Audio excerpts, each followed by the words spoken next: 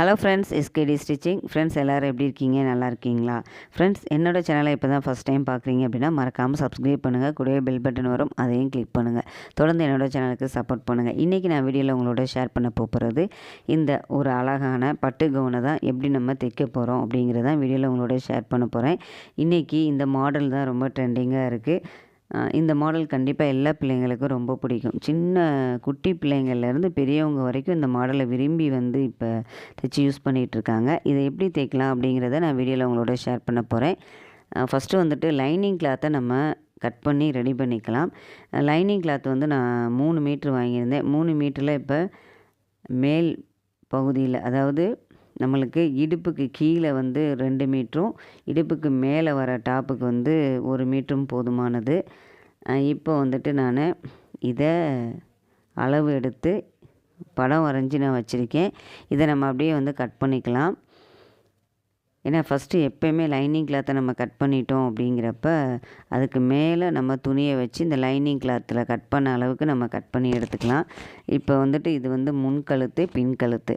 முன்கழுத்தையும் பின்கழுத்தையும் நம்மளுக்கு ஒரு டிஃப்ரெண்ட் கண்டிப்பாக தெரியணும். ஏன்னா முன்கழுத்து நம்மளுக்கு கொஞ்சம் இறங்கி வர மாதிரி இருக்கும். பின்கழுத்து கொஞ்சம் மேலே ஏறி வர மாதிரி இருக்கும். ஆனால் இன்றைக்கி மாடல் பார்த்திங்கன்னா பின்கழுத்து முன்கழுத்தை விட கொஞ்சம் இறக்கமாகவும் போடுறாங்க, அல்லது முன்கழுத்து அளவுக்குமே இன்றைக்கி நிறைய பேர் போடுறாங்க. அது அவங்கவுங்களோட விருப்பம். ஆனால் இன்றைக்கி நான் கொஞ்சம் மேலேயே ஏற்றி இந்த முன்கழுத்தை நான் வரைஞ்சி வச்சுருக்கேன். அதுக்கப்புறம் கை வரைஞ்சி வச்சுருக்கேன். இடுப்பு அகலம் எல்லாத்தையுமே வரைஞ்சி வச்சுருக்கேன். உங்களுக்கு இந்த மாதிரி துணி எப்படி மடிக்கணும் அப்படிங்கிறத நான் உங்களோட ஷேர் பண்ணணும் அப்படின்னா கண்டிப்பாக கமெண்ட் பாக்ஸில் சொல்லுங்கள். நான் அதையுமே உங்களுக்கு விளக்கமாக நான் நெக்ஸ்ட் வீடியோவில் உங்களோட ஷேர் பண்ணுறேன். இப்போ நான் ஆல்ரெடி எல்லாமே நான் ரெடி பண்ணனால இதை நான் உங்கள்கிட்ட ஷார்ட்டாகவே நான் உங்களோட ஷேர் பண்ணிடுறேன். இப்போ நான் லைனிங் கிளாத்தை கட் பண்ணிவிட்டு அதுக்கு மேலே துணியுமே நான் கட் பண்ணி இப்போ தைக்க ஆரம்பிச்சிட்டேன். இப்போ லாஸ்ட்டாக கை நான் தைச்சிட்ருக்கேன்.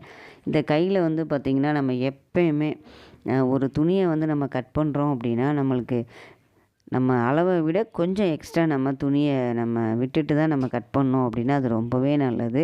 ஏன்னா ஏதாவது மிஸ்டேக் ஆகிடுச்சு அப்படின்னா நம்மளால் ஈஸியாக சரி பண்ண முடியும். இப்போ இந்த கை ரெண்டையுமே நம்ம இந்த மாதிரி 2, அதாவது அடிப்பகுதியும் மேல் பகுதியும் ஒரே மாதிரி வரணும். இப்போ இந்த இடத்துலையும் நம்மளுக்கு கரெக்டாக வரணும். அதே மாதிரி இந்த கை வளைவு வருது பாருங்கள், அதுலேயுமே நம்மளுக்கு கரெக்டாக இருக்கணும். அப்போ தான் நம்மளுக்கு கை தைக்கிறப்ப ரொம்ப நீட்டாக வரும். இப்போ நான் தையல் ஃபஸ்ட்டு நான் ஓரமாகவே நான் தைச்சிக்கிறேன். அதுக்கப்புறம் நம்மளுக்கு எவ்வளவு அளவு வேணுமோ அதுக்கு ஏற்ற மாதிரி நம்ம தையல் தைச்சிக்கலாம். இந்த மாதிரி நம்மளுக்கு தைக்கிறப்ப கொஞ்சம் எக்ஸ்ட்ரா இருக்கிற துணியெல்லாம் நம்ம கட் பண்ணிக்கலாம்.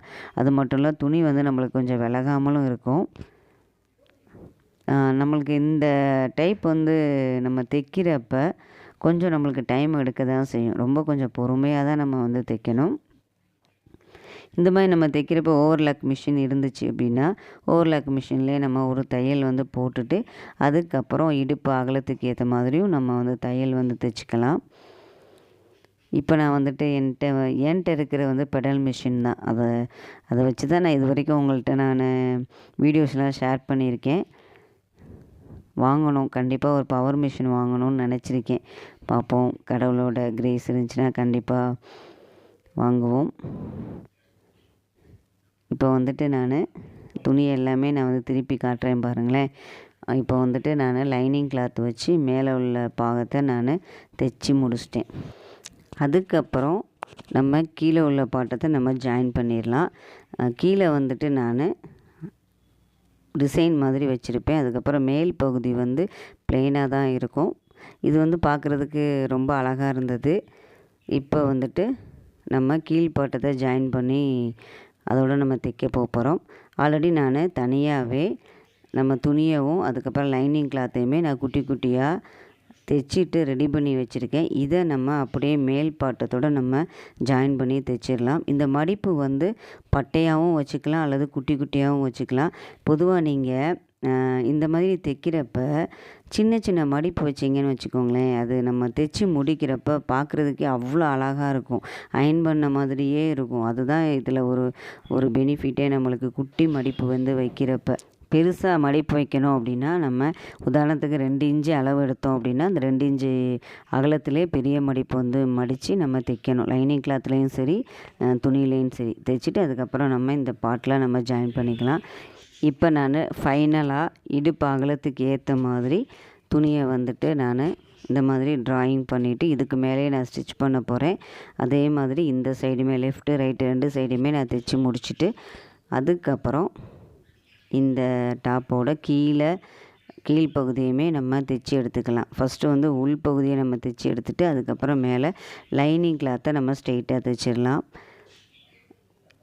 தைச்சிட்டோம் அப்படின்னா அவ்வளோதான், நம்மளுக்கு வந்து ரெடி ஆயிடுச்சு. இது வந்து பார்க்குறதுக்கு எனக்கு ரொம்ப அழகாக இருந்தது. இது வந்து நிறையா டிசைனில் இன்றைக்கி நிறையா பேர் வந்து தைக்கிறாங்க. நம்ம சேனல்லையுமே நிறையா மாடல்ஸை இனிமேல் நீங்கள் வந்து பார்க்க போகிறீங்க தொடர்ந்து. அதுக்கப்புறம் கீழே வந்து பார்த்திங்கன்னா எனக்கு பார்ட்ரு வந்து இல்லை, நல்லா தனியாக பார்ட்ரு வந்து நான் கட் பண்ணி ஜாயின் பண்ணி வச்சுருக்கேன். ரொம்ப அழகாகவே எனக்கு வந்திருந்தது. என்னோடய பொண்ணுக்காக நான் தைச்சது. பிடிச்சிருந்தா மறக்காமல் லைக் பண்ணுங்கள். அதுக்கப்புறம் என்னோடய பொண்ணு என்ன பண்ணிகிட்ருக்காங்க அப்படின்னா, அவங்க சுடிதார் பேண்ட் வந்து கொஞ்சம் லூஸாக இருக்குது அப்படின்ட்டு அதை வந்து டைட் பண்ணிகிட்ருக்காங்க. பொதுவாக பொம்பளை பிள்ளைங்களுக்கு நம்ம ஸ்டிச்சிங் வந்து சொல்லி கொடுக்குறது ரொம்பவே நல்லது. நான் ஏற்கனவே என்னோடய வீடியோவில் என்னோடய ஃபஸ்ட்டு வீடியோலாம் நீங்கள் பார்த்தீங்கன்னா நம்ம தையல் மிஷினில் எப்படி வந்து பெடலில் வந்து நம்ம எப்படி வந்து நம்ம மிதிக்கணும் அப்படிங்கிறதெல்லாம் நான் வீடியோவில் ஷேர் பண்ணியிருப்பேன். அதெல்லாம் நீங்கள் பார்க்காதவங்க, அதுவும் புதுசாக தையல் பழகணும்னு நினைக்கிறவங்களுக்கு கண்டிப்பாக அதெல்லாம் ரொம்ப யூஸ்ஃபுல்லாக இருக்கும். என்னோடய பொண்ணுக்குமே நான் ஓரளவுக்கு இப்போ தான் வந்து ட்ரைனிங் கொடுத்துட்ருக்கேன். இப்போ வந்து பார்த்திங்கன்னா அவளோட துணியவே அவள் வந்து தைக்கிற அளவுக்கு அவளால் வந்து முயற்சி பண்ணி அவளோட வேலையை வந்து அவள் செய்ய ஆரம்பிச்சிட்டா. இந்த படம் வரைஞ்சது நான் கிடையாது, என்னோடய பொண்ணு தான். பொதுவாக நம்ம ஏதாவது ஒரு தையல் தைக்கிறப்ப நம்ம செய்கிற வேலையை பக்கத்தில் இருந்தே வந்து பார்த்துட்டு அதே மாதிரி வந்து வரைஞ்சி அதே மாதிரி தைக்க ஆரம்பிச்சிட்டா. ஸோ பார்க்குறப்பே ரொம்ப சந்தோஷமாக இருக்குது. மிஷினில் வந்து பார்த்திங்கன்னா மெதுவாக வந்து கால் போட்டு அதுக்கப்புறம் வந்து தைக்க ஆரம்பிச்சிட்டா. ஃபஸ்ட்டு ஆரம்பத்துலேருந்தே அவள் வந்துட்டு கால் வந்து நல்ல பெடல் வந்து போட கற்றுக்கிட்ட பிறகு தான் தையல் மிஷினில் வந்து தைக்க ஆரம்பித்தா. பொதுவாக பெண் பிள்ளைங்களுக்கு இந்த மாதிரி சின்ன சின்ன தொழில்களை நம்ம சொல்லித்தரப்ப கண்டிப்பாக அவங்களுக்கு வந்து ஃப்யூச்சருக்கு அவங்க துணியவே வந்து அவங்க தைக்கிறதுக்கு ஒரு பெரிய உதவியாக இருக்கும் இல்லையா? ஸோ நேரங்களில் வீணாக்காமல் பொதுவாக பெண் பிள்ளைங்க இருந்தாங்க அப்படின்னா அவங்களுக்கு கண்டிப்பாக இந்த மாதிரி விஷயங்களில் இன்ட்ரெஸ்ட் இருக்கும். நம்ம கொஞ்சம் பொறுமையாக பிள்ளைங்களோட டைம் ஸ்பெண்ட் பண்ணி அவங்களுக்கு ஒவ்வொரு சின்ன விஷயங்களையும் நம்ம சொல்லி கொடுக்குறப்ப கண்டிப்பாக ரொம்ப சந்தோஷப்படுவாங்க. அதுவும் அவங்க கையாலேயே அவங்க துணியை வந்து தைக்கிறப்ப முகத்தில் அவ்வளோ ஒரு சந்தோஷமாக இருக்குது. இப்போ அவங்க டாப்பை வந்து டைட் பண்ணி தைச்சிட்ருக்காங்க. டாப் வந்து கொஞ்சம் லூஸாக இருந்ததுனால இடுப்பு அகலத்துக்கு ஏற்ற மாதிரி அதை வந்து ஸ்டிச் பண்ணிகிட்ருக்கா. இதில் வந்துட்டு பார்த்திங்கன்னா அழுத்த தையல் நம்ம தைப்போம் இல்லையா? ஃப்ரண்ட்டு போயிட்டு அதுக்கப்புறம் திரும்ப பேக் வந்து நம்ம ஒரு ஸ்டிச்சிங் பண்ணுவோம். அந்த ஸ்டிச்சை வந்து நம்ம பண்ணுறப்ப கொஞ்சம் கவனமாக பண்ணணும் இல்லையா? அதையுமே அதை அழகாக வந்து ஹேண்டில் பண்ண அவள் கற்றுக்கிட்டா. ஸோ இதை பார்க்குறப்ப எனக்குமே ரொம்ப சந்தோஷமாக இருந்தது. இந்த மாதிரி சின்ன சின்ன விஷயங்களை அவங்களே வந்துட்டு தைக்க பழகுறப்ப ரொம்ப ஹாப்பியாக இருக்குது நம்மளுக்கும். ஓகே ஃப்ரெண்ட்ஸ், உங்களை நான் அடுத்த வீடியோவில் சந்திக்கிறேன். பாய்.